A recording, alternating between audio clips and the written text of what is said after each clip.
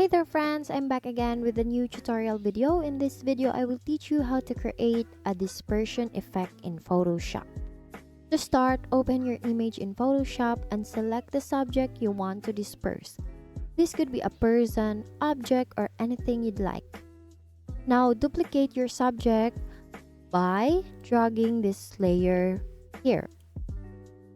See, it automatically duplicated the layer we dragged earlier. Now with the duplicated layer, go to Filter, hover over your mouse to pixelate. A submenu will open. Please choose Mezzo Tint. So please choose the type here, medium lines, and then click OK. Next is go to Image and then hover over your mouse to Adjustments and then select Levels. Adjust the levels until the subject looks fragmented to your liking.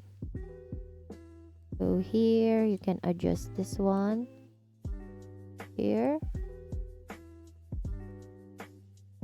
Then once you're satisfied, click on OK.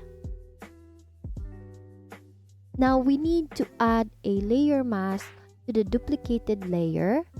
All you have to do is to click this one. And then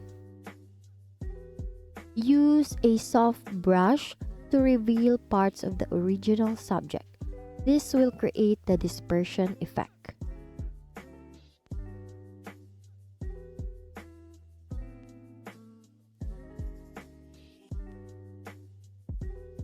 And that's it!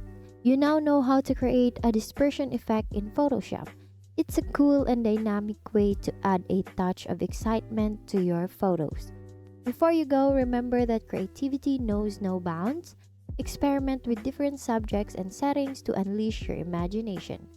Thanks for learning with me today. Once again, thank you for watching how to create a dispersion effect in Photoshop. See you on my next video.